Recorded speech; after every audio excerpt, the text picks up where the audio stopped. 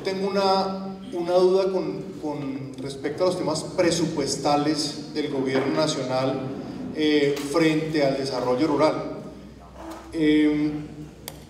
Yo siempre he tenido la preocupación de que por encima está, es que no hay presupuesto, o es que un proyecto es más ambicioso que el mismo presupuesto del Ministerio de Agricultura, como nos ha ocurrido a nosotros con algunas iniciativas.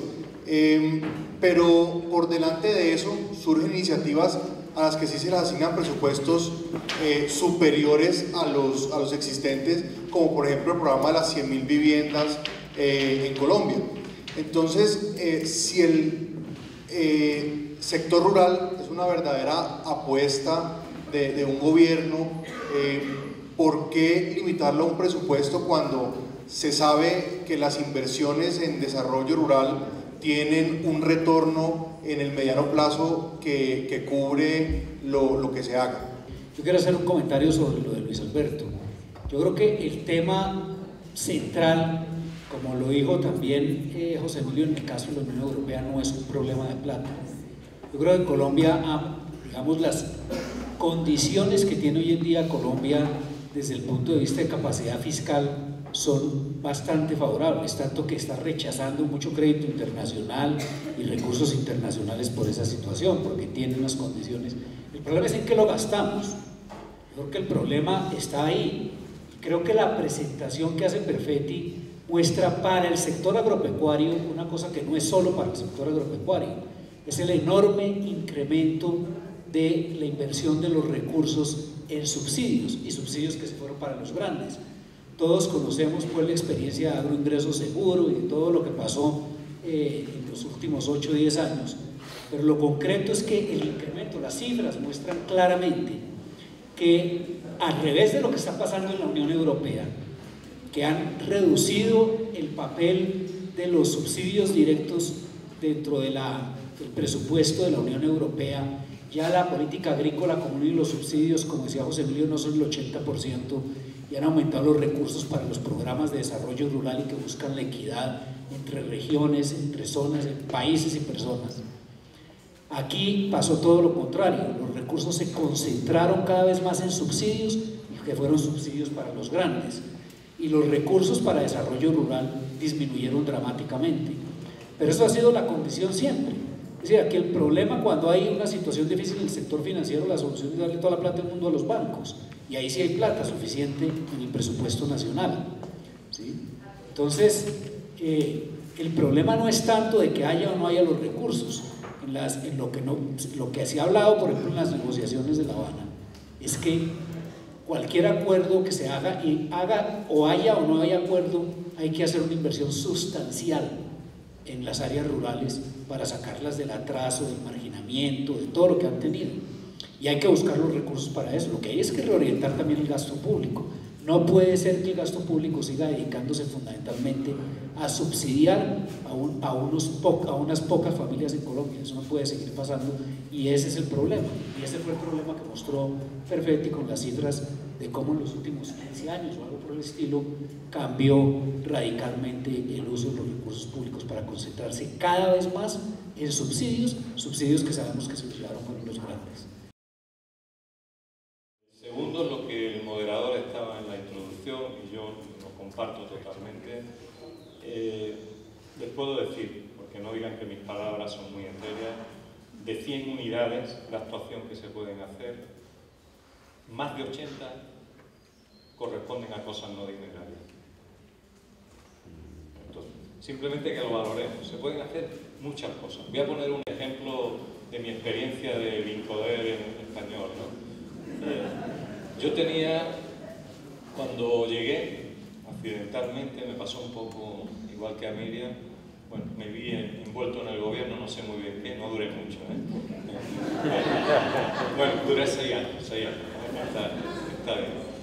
No me echaron así, descaradamente. Pero yo cuando llegué tenía peticiones de infraestructuras rurales por valor de 400.000 millones de las antiguas pesetas, nosotros, una cantidad inmensa de plata. Venían alcaldes, agricultores, comunidades, tenía una lista de espera que era absolutamente imposible. Absolutamente imposible.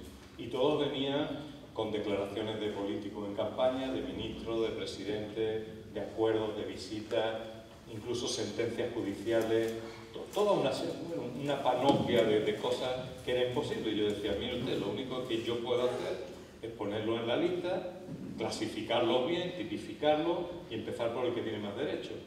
Es lo único que se me ocurría.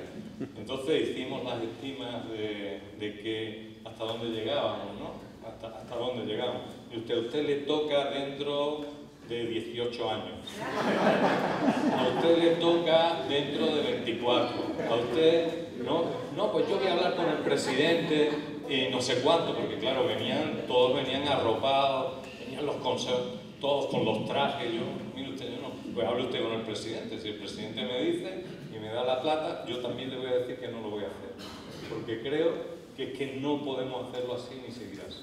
¿Usted es capaz de dialogar una política de compromisos compartidos? Voy a explicar, ¿no? Para que no vean ustedes. ¿Y a qué se refiere usted? Que si usted pone algo, yo sí tengo plata para acompañarlo. ¿Y en qué sentido? ¿En qué tengo plata? Mire usted, si yo tengo que expropiar a 1.300 agricultores a unos 40 metros cuadrados, a otros 180, porque va a pasar un camino rural por su finca para sacar los productos de no sé qué, yo tardo en hacer un mecanismo expropiatorio mínimo 6 o 7 años. Pero esto haciéndolo bien. Y no estrictamente la plata para pagar los metros cuadrados, sino haciéndolo bien, por los recursos, por toda una serie de procedimientos judiciales, 6 o 7 años. Eso nada más es para abrir boca. Para que yo me pueda plantear hacer un camino rural. Usted que dice que tiene a todos los agricultores detrás y que viene exigiendo aquí en mi despacho y tal, tráigame usted el acta de expropiación voluntaria ahora mismo aquí. De todos. ¿Se atreve usted? Trabaje. Vale. ¿No sabe usted cómo hacerlo? Yo tenía un gabinete jurídico increíble, era el mejor gabinete porque estábamos todos los días en los tribunales.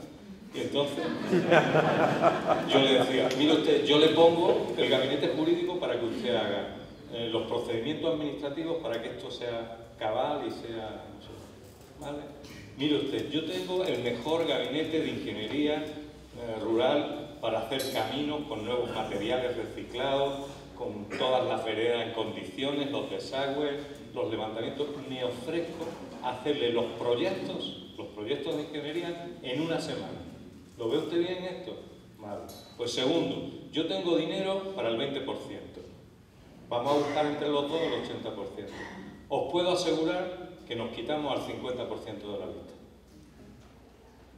Y el resto que no quería compromisos, pues no tuvo nada. Ahí tienen los caminos sin hacer.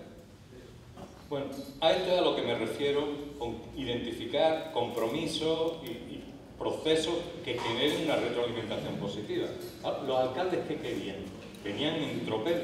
Querían que el Instituto de Reforma Agraria le hiciera el camino. Estoy hablando de los alcaldes y los agricultores. Que además, hombre, ya que hacíamos el camino, que se lo asfaltaran, porque es un camino de tierra, para que tuviera, que en vez de tener 2,5 metros de rodadura, que tuviera 4 por si venía algún camión más grande. Que además tuviera puntos de no sé qué, no sé cuánto, y querían. Y además, querían cuando hiciera el camino desde el kilómetro 0 al 100, querían no recibirlo. Es decir, no lo recibían, no había un acta de recepción. ¿Por qué? Porque les mantenía yo el camino. Y digo, hombre, así también lo llevo los negocios. Es decir, usted pone la mano, lo hacemos todo. Esto que lo digo un poco anecdótico, pero de verdad que es la esencia del compromiso de las políticas de compromiso. Tiene que haber compromiso y tiene que haber ecosistema de compromiso. Y tenemos que identificar, meter el dedo en el ojo, como cuando uno se pelea, dice lo más hiriente, pues poner el dedo en el ojo, poner donde aquello que va a generar un mecanismo de retroalimentación más potente. Y yo les puedo asegurar a ustedes que dejar espacio para que los grupos de desarrollo rural, de desarrollo local, hagan cosas, pongan su creatividad y sus compromisos, es el mejor mecanismo de detonación que conocen. No sé si respondo un poco a las preguntas porque son generales. Simplemente me falta una cuestión. Cuando yo hablo de construcción institucional, no hablo de creación de nuevos chiringuitos, decimos nosotros, instituciones, no. Es de cambiar el sistema de relaciones. De cambiar el sistema de relaciones. A uno de sus compañeros en el entreacto le estaba diciendo, Mira, de lo que más orgulloso estoy de mi tiempo es de convencer a la ministra de Economía y Hacienda de que repartiera el dinero entre todos los ministerios. Cuando ya lo tenía repartido, digo, ahora nos quita el 20% a todos los ministerios. Y nos pone el 20% para aquellos ministerios que sean capaces de presentarte cosas conjuntamente. ¿Qué cosa mejor que el desarrollo rural? Con toda seguridad, si hubiera ese recorte. ¿Qué es lo que pasa? Voluntad política. ¿Queremos tener los territorios empoderados o no? O para mí, el presidente del INCODER mandaba infinitamente más que el ministro. Vamos, sin ninguna duda. Bueno, te lo puedo asegurar, Miriam, no, pero si es que la política es de facto. Uno es lo que yo iba, me ponía en alfombra en los territorios, porque yo tenía la capacidad de decir si hace el camino o no, o la línea eléctrica o el pantano, y el ministro no tenía esa capacidad. Entonces, pero no servía para nada, porque era dilapidar capital público. No sé si les respondo algo. Para volver a lo de Luis Alberto, más es cómo llegan. Yo creo que esa es tu pregunta. ¿Por qué no llegan realmente? Y es también lo que dice Monseñor, a quien debe llegar. Entonces, lo que siempre, pues no sé si todos conocemos más o menos que quien genera la política pública es el Ministerio de Agricultura y quien la opera es el INCODER. Pero en este momento no solamente el Ministerio está generando la política, sino que la está ejecutando. Y bueno, claro que por falta de capacidad del INCODER, realmente. Pero los programas que tiene para desarrollo rural el Ministerio de Agricultura, como son alianzas productivas, oportunidades rurales, vivienda, DRE, todos estos programas que realmente son el desarrollo rural y donde está la plata del desarrollo rural, es que con esa metodología de convocatoria, no solamente de convocatoria, sino de cómo se aprueba, que es lo que uno no entiende, pues con cámaras de comercio, con secretarías de agricultura, que están muy cooptadas políticamente, pues no llegan realmente a quien tienen que llegar. Entonces no es tanto que no se quiera, que no exista la plata para el desarrollo rural, sino que con estas políticas es muy difícil. Este año, pues realmente lo que hemos logrado desde el año pasado es, por ejemplo, ser ejecutores del tren. Nosotros en el INCODER lo que hicimos fue buscar un equipo muy grande en las regiones e irnos a las regiones a apoyar a los campesinos y a los pequeños usuarios de los distritos de riego para que pudieran acceder a las convocatorias, porque muchos no podían acceder porque o no tienen la concesión de aguas o no tienen la capacidad de hacer un estudio hídrico o lo que sea. Entonces es como volcarnos a los territorios para que acompañar a pequeñas asociaciones de usuarios con obras extraprediales, no intraprediales, para que no nos pasara lo del ICE, y poder realmente llegarles a todos. Pues en este momento se cerró la convocatoria, tenemos ya la cantidad de distritos de riego habilitados ya que nos superan el presupuesto que tenemos, pero que a diferencia del año pasado que se tuvo que devolver presupuesto, que eso fue una tristeza, porque no llegaron los proyectos, no tenían la capacidad y lo que llegaron todo lo descabezaron.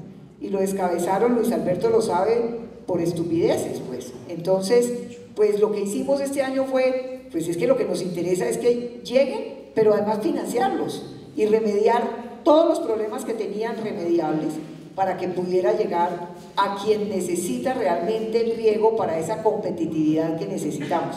Entonces, programas como esos, como el de la asistencia técnica, esperamos pues que vivienda rural, de alguna manera, tenemos un cupo de vivienda rural en el INCODER para acompañar nuestros procesos productivos, que esa política de desarrollo rural se pueda ser ejecutada cada vez más a través del INCODER y a través de que llegue a las regiones acompañada con procesos como estos. Dos inquietudes que van ligadas la una con la otra. desde la primera intervención, lo escucho afortunadamente también por parte de la directora del INCODER, y creo que todos hacen referencia al tema del valor de la naturaleza, porque lastimosamente la economía todavía sigue creyendo que la naturaleza es una externalidad. Entonces la naturaleza ahí ya vista como externalidad, entonces se la puede explotar, se la puede conocer, se la puede atropellar, y es infinita, y resulta que la naturaleza no es infinita. Hay bienes y servicios ambientales, hay formas distintas de relacionarse con ella, hay necesidad de establecer cómo hay conexión entre la naturaleza y la productividad, y ahí viene la segunda pregunta. La había hecho esta mañana: ¿qué se entiende por competitividad y productividad desde la economía? Porque si la alternativa, aquí tenemos al frente el riego, el riego y la agricultura grande, ¿verdad? Pero nos están afirmando que la verdadera agricultura, la que es más amigable, la que produce empleo, la que cuida el patrimonio natural, la que cuida incluso cosas que la humanidad ha cuidado por mucho tiempo, como sus semillas, es la pequeña producción agropecuaria familiar. Entonces, ¿cuál es la competitividad que el país quiere? Porque si no definimos eso, entonces vamos a trabajar para exportar lechugas con agua contaminada aquí de la sabana a los grandes mercados, o a Miami, o a qué. Entonces yo creo que la pregunta sobre competitividad y productividad es pertinente. Yo tengo un ejemplo muy sencillo. Las flores en Colombia se producen. El logro más grande, a mi modo de ver, que tuvo la industria de las flores en Colombia fue la siguiente. El producto, digamos, más delicado y difícil de producir son las rosas, ¿cierto? Son muy delicadas y tienen que llegar con una frescura determinada. Cuando Colombia quería llegar a los Estados Unidos con rosas, digamos, la ciudad emblema de todo esto era Washington, porque ahí a media hora, una hora, producían los gringos rosas. Entonces el señor se levantaba a las 4 de la mañana, a las 5 de la mañana ya tenía sus rosas cortadas, a las 6 de la mañana estaba tocando la puerta en la floristería, le estaban abriendo la puerta, ¿cierto? Y usted, esa floristería vendía flor cortada ese día, absolutamente fresca. Colombia fue capaz no solo de producir rosa de la calidad igual a la del productor gringo, sino que además la cortó, la empacó, la mandó en avión a Miami, en Miami la mandó en camión y llegó a Washington. Eso es competitividad, ¿sí? Así de sencillo. O sea, es usted capaz de llegar a los mercados internacionales y competir, ¿sí? Si usted no es capaz de hacer eso, usted no es competitivo. Y detrás de eso, pues podíamos entrar y discutir largamente otro factor, pero en esencia es competitividad centrada en la productividad, ¿cierto? Si yo soy productivo, soy capaz de llegar allá, si no, no lo soy. El primer comentario, porque creo que la persona que ha hablado de competitividad no se ha referido exactamente a competitividad, sino a algo que es mucho más profundo, que es cómo queremos nuestros territorios, nuestra gente y la sinergia entre el territorio y la gente. Esto, por lo menos para nosotros, ha sido de los elementos más complejos y no resueltos, porque siempre se ha pensado en políticas de territorio, en políticas de personas, y hemos tenido que empezar, pero de una forma muy rápida, a pensar en las políticas de interacción de personas y territorio. Entonces, esto es muy difícil. ¿Qué territorio queremos y qué gente? Probablemente, si queremos algún territorio y tal, tendremos que manejar mucho más los conceptos de competitividad, los términos que has planteado, pero también hay otros modelos de relación de personas y territorios distintos, ¿no? Yo he intentado poner en mi presentación que esa diana que he buscado, ¿no?, entre la equidad, el medio ambiente, la cultura, el capital económico, los servicios en general, es una diana muy estrecha. ¿A quién corresponde normalmente o ha correspondido normalmente el diseñar o el pergeñar qué tipo de territorio es gente? Pues normalmente a líderes que han accedido a cargos políticos y que de alguna forma han tenido una sensibilidad de interpretar qué es lo que quieren los ciudadanos. ¿Qué es lo que ocurre? Que con el paso de los tiempos, y no en este país, en todos los países del mundo, ha habido una separación o un divorcio entre la interpretación de la clase política y los deseos íntimos, presentes y futuros de la ciudadanía. Esto es un problema muy grave que necesita de mecanismos de corrección, de representatividad, de compromiso, de autenticidad, de toda una serie de cuestiones que yo no me siento legitimado para hablar. Pero en principio el primer paso es qué territorio queremos, qué gente y qué interacción de los territorios. Probablemente pueda haber una segmentación, y yo ya he insinuado que es legítimo pensar que haya territorios que tengan una cierta especialización. Una especialización mayor en servicios ambientales, una mayor especialización en servicios económicos, ligado a esa percepción de la competitividad, pero ya por lo menos he insinuado, lo que pasa que muy atropelladamente, con poco éxito, yo he dicho que tiene que haber mínimos umbrales pactados de qué tipo de servicios tiene que proporcionar cada territorio. Y esto hay que pactarlo, y una interpretación crucial, o por lo menos nuestra experiencia, tiene que interpretarse desde los propios territorios. Probablemente con una cabalidad, con una madurez que permita alinearlo con lo que están planteando otros territorios, porque no es un universo de recursos ilimitados, ni de percepciones, ni de conocimiento ilimitado. Esta es la primera reflexión que yo haría al hilo de esto. Tenemos que hacer un esfuerzo enorme, enorme, lo que están haciendo ustedes es el buen camino de interpretar qué territorios queremos y qué gente. Ciertamente que al escuchar particularmente al doctor Perfetti, pues uno ve que es perfecta la manifestación de la realidad que vivimos en Colombia, porque realmente al campo no se le ha invertido nada. Ahí está el problema del Catatumbo. Yo lo viví hace más de 30 años y seguimos en las mismas. De todas maneras, yo quisiera, Miriam, agradecerle su presencia y decirle lo siguiente.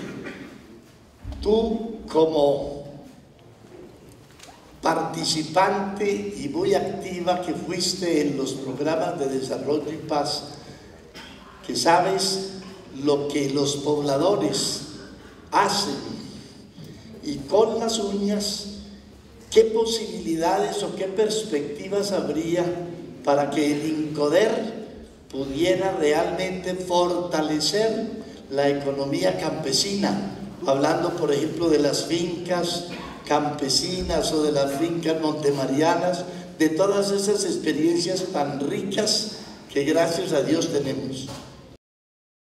Yo hablaría del tema de la visión del desarrollo. Yo creo que el problema que ha tenido el país es una visión que viene de tiempo atrás, que ha negado, digamos, el valor del desarrollo agrícola, del desarrollo de los territorios rurales.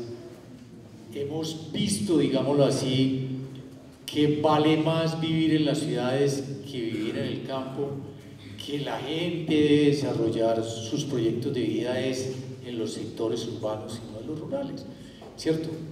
Y entonces, por ende, en esa visión, en esa concepción del desarrollo, se ha expresado en unas políticas y en unos recursos del Estado para apoyar o no apoyar, o apoyar de una determinada manera y en una magnitud esas actividades agrícolas y de desarrollo rural.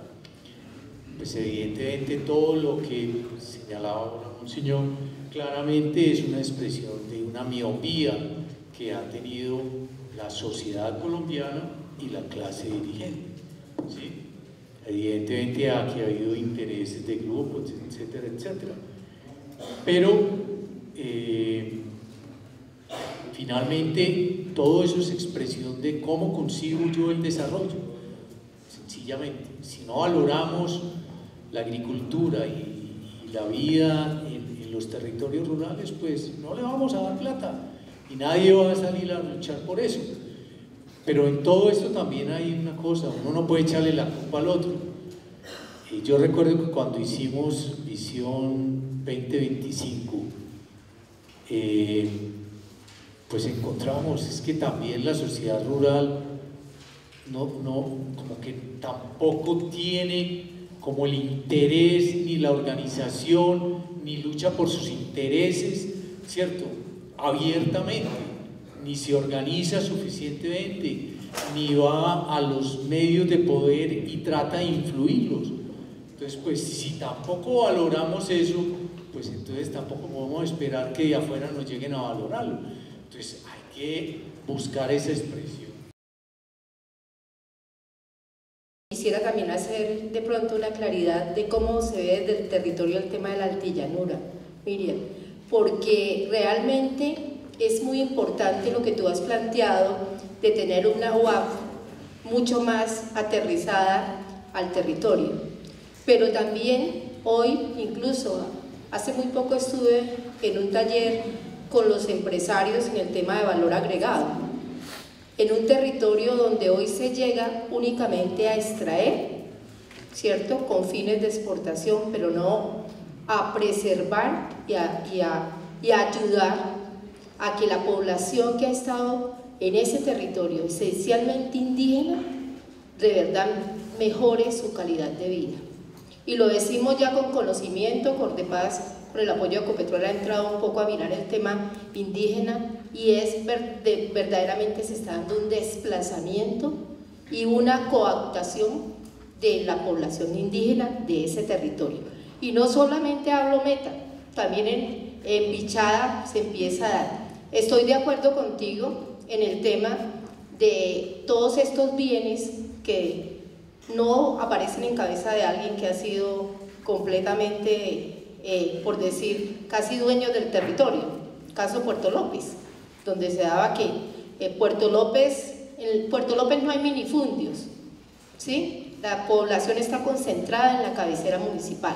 Si uno ve los minifundios de Puerto López, hay es latifundios y asociados a todo el tema de conflicto, de narcotráfico, etc. Entonces, un tema fundamental para nosotros hoy, con una mirada del Programa de Desarrollo y Paz del Meta, es que las poblaciones ancestrales, además son las ancestrales del Meta, del Bichada, permanezcan en sus territorios.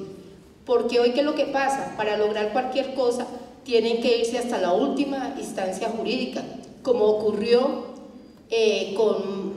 con la Facenda y los indígenas que están al pie de ellos en el tema ambiental, que ya se resolvió, pero a través de una tutela, etcétera, hasta la Corte.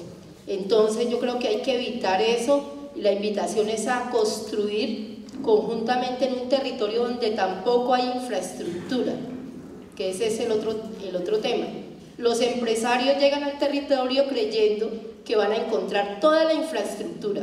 Y otro tema fundamental que nos está aquejando: bienvenidos todos los colombianos que quieran llegar al territorio del Meta, pero hay que preservar primero y dejar también que el desarrollo les llegue a los metenses, a los del Bichada, porque realmente también estamos viendo unos flujos migracionales muy altos buscando empleo, asentándose en el territorio, pero que realmente no hay la suficiente capacidad de servicios públicos, de infraestructura social para abordarlos.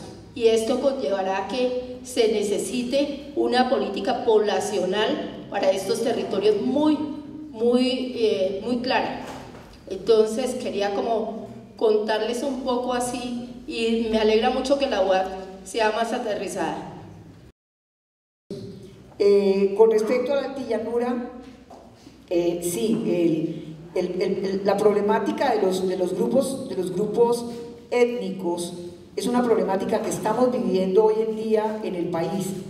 De los 50 millones de hectáreas que les conté que habíamos titulado en baldíos, 30 millones están en comunidades indígenas y 5 millones en comunidades negras.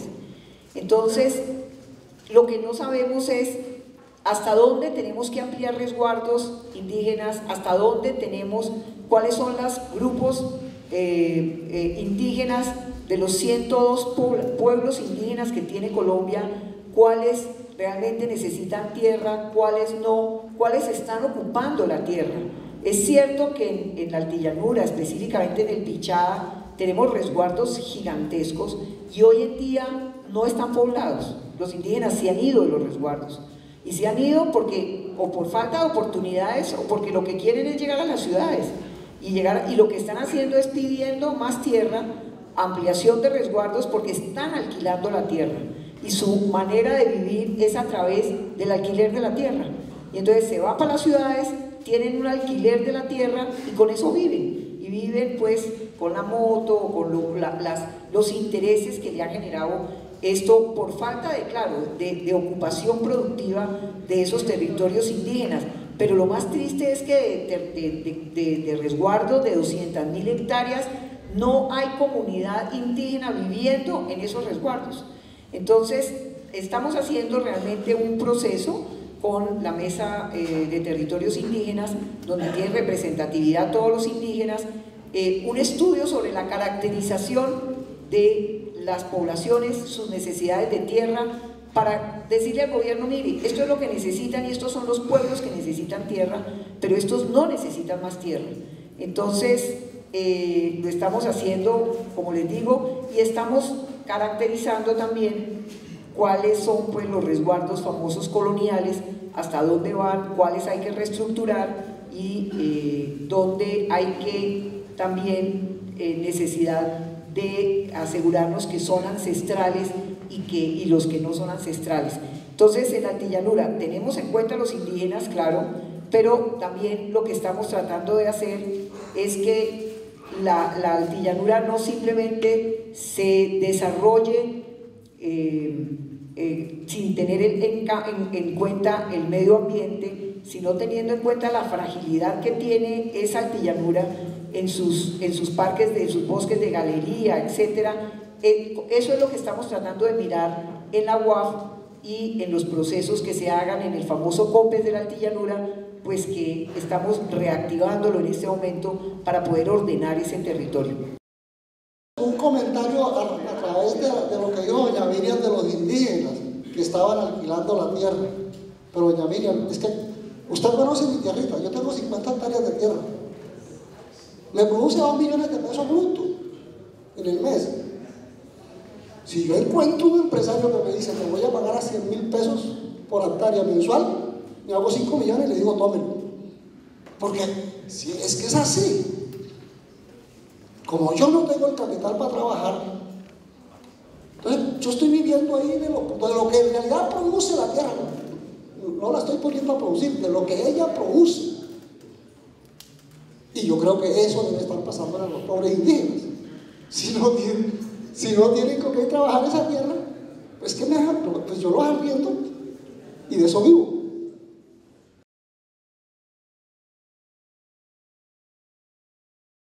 Tal vez adicional a esto, tenemos el tema fronterizo. Y es como este tema en zonas de frontera, adicional a toda la problemática interna, que debería ser una oportunidad, por el contrario, es lo que ha llevado a la crisis que se está presentando. Primero porque en las zonas de frontera solamente el 25% de la población es rural y un 70% es urbano. No está preparada, no se preparó a una región para las dificultades que a veces se pueden presentar en las relaciones entre los países, para ser competitiva regionalmente, porque vive o son regiones nuestras que viven de la informalidad o de la ilicitud, y porque el Estado a través de sus políticas públicas es muy endémica en llegar a las regiones fronterizas, y porque la misma clase dirigente y los mismos gobernantes locales y departamentales, el tema rural no es su prioridad, es un tema ahí que lo a veces lo agregan porque hay que agregarlo en los planes de desarrollo, pero no ven esa dimensión. Pero al igual, una gente muy pujante en el campo, pero sin oportunidades para desarrollarse, pues difícilmente se puede quedar. Y vuelvo a insistir, la política pública en estos aspectos muy poco llega a estas regiones y ha afectado precisamente el desarrollo de este sector. Y pues también adicional, por ser zonas de frontera, pues la presencia de los grupos es mayor énfasis, ya sea en un lado o en otro, que también impide y ha llevado a que los campos se hayan quedado solos y que pues la esperanza de volver a reactivar en muchos municipios la economía y la vida pues no sea un sueño sino una realidad. Yo tengo 4 puntos aquí de reflexiones, no son realmente como preguntas-respuestas. Es como sobre el nivel que teníamos esta mañana en el grupo que estábamos. Cuando uno se pone de cara al tema de desarrollo rural con enfoque territorial, a uno le surgen varias preguntas. ¿Qué sujeto, qué territorio, en qué escenario o contexto para poder hablar realmente de desarrollo rural? Y mirando esto que ha pasado en estos últimos días allí en el Catatumbo y también como lo vimos en el Magdalena Medio, yo decía, todo lo que hemos planteado y lo que se presentó esta mañana aquí es importantísimo. Estamos mostrando las diferentes maneras como podemos nosotros vivir en un territorio, garantizarnos la vida en un territorio, pero no nos garantizamos la permanencia en un territorio. Entonces, el primer tema que aparece aquí es cuál es el sujeto del desarrollo con enfoque territorial. Y ahí comienza uno a tener patinadas. Y uno puede pensar que ese es un elemento sobre el cual la red debe comenzar a trabajar de manera muy seria y sistemática. Uno partiría de pensar que el sujeto del desarrollo rural son los pobladores que estamos en esos territorios, en esos territorios donde se piensa hacer el desarrollo rural. Eso implica partir entonces de que el sujeto que hay allí es un sujeto que hay que reconocerlo con derecho humano y cultural a ese territorio, porque lo han vivido y lo han trabajado permanentemente. Y no es un sujeto de cualquier manera, es un sujeto político. Primer elemento que hay que ponerlo así con claridad. Y creo que ese es el punto que hay en discusión en el tema del Catatumbo y que comienza a aparecer en las otras regiones. El territorio, y lo dice usted muy bien, cuando hablamos del territorio no nos estamos refiriendo solamente a la actividad productiva, ¿cierto?, sino a la construcción social, histórica y cultural que han hecho y hemos hecho los habitantes de un área determinada que consideramos que nos posibilita desarrollarnos integralmente como personas allí y como conjunto o como una sociedad en una región. Aquí las regiones adquieren plena competencia y grandeza, ¿cierto? Y en ese sentido uno dice, si es así, la finca campesina ayuda, pero no agota la propuesta para el desarrollo rural con enfoque territorial en un territorio. Nos ayuda a mostrar un camino, una ruta, pero tenemos que comenzar a pensarlo más allá. Eso implica pensar que hay pescadores, que hay campesinos, que hay indígenas, que hay negritos como yo también, ¿cierto? Así está un poco desteñido. Implica pensarlo en esa multiculturalidad y en esa misma manera de relación productiva que hay en el territorio. Y eso, una cosa que a nosotros creo que es urgente para nosotros pensar, el escenario en el territorio. Entonces, nosotros hoy tenemos un escenario, ahí está la ley 160 para trabajar algunas cosas, pero actualmente tenemos la ley de desarrollo rural que está otra vez y ese es el escenario que tenemos. Pero tenemos un escenario de conflicto armado en los territorios y tenemos un escenario en este momento de proceso de paz. Entonces aquí el punto nos lleva a pensar, cuando miramos todas estas experiencias que tenemos, uno tendría que pensar cuál es la figura que a ese territorio en el cual estamos viviendo, o las figuras que por lo menos, aquí hay que pensar ya más en las figuras, en las categorías englobantes, que permitan por lo menos los siguientes elementos. Uno, que ordene el territorio de cara a como está planteando. Si es enfoque territorial, enfoque de desarrollo rural con enfoque territorial, que ordene el territorio en esa perspectiva. Segundo, que proteja a quienes viven allí, porque hay una serie de factores que están digamos, poniendo en riesgo la permanencia allí. Tercero, que al mismo tiempo que sea una figura que ordene, que proteja, tiene que ser una figura que ayude a transformar los conflictos que se presentan en este territorio. Y es una cosa que nosotros sabemos cuáles son los conflictos que subyacen en ese territorio.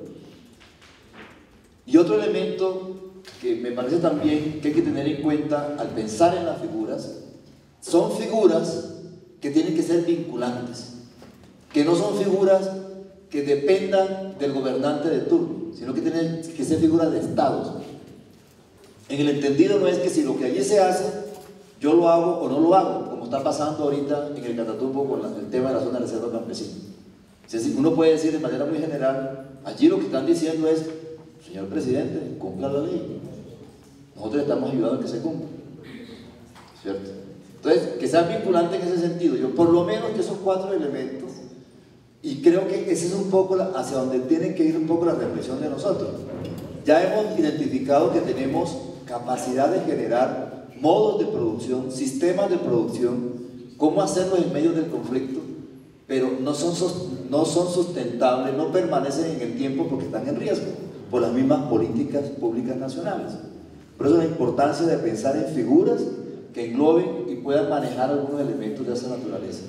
Y el tercer elemento, el último elemento es, creo que nosotros como red tenemos que pensar ya en cómo creamos un equipo de trabajo que comience a estudiar cuidadosamente la actual ley esta de desarrollo rural y muchas otras, para ver cómo nos hacemos presente allí donde se está discutiendo esa ley.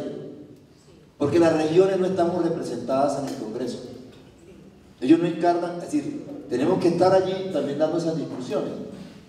Eso implica que si no hay un movimiento social, actores sociales en movimiento que encarnan y dinamizan esto no nos va a llegar de la noche a mañana así facilito. Entonces, esa es un poco mi intervención, iba por ahí.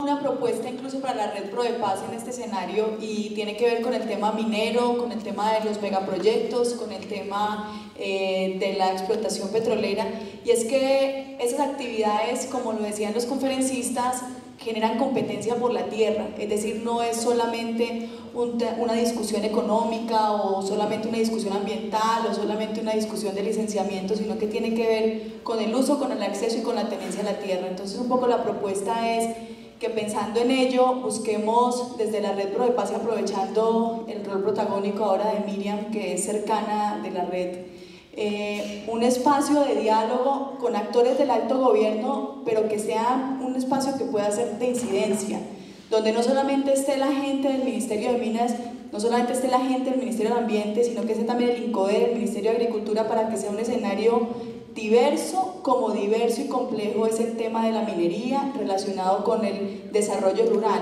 porque lo que vemos es una incoherencia enorme. Mientras se promulga desde el Estado y desde el gobierno el propósito del desarrollo rural, en simultánea se concesiona también el territorio para las mineras, para las empresas extractivas del sector petrolero, y entonces ¿a qué estamos realmente jugando?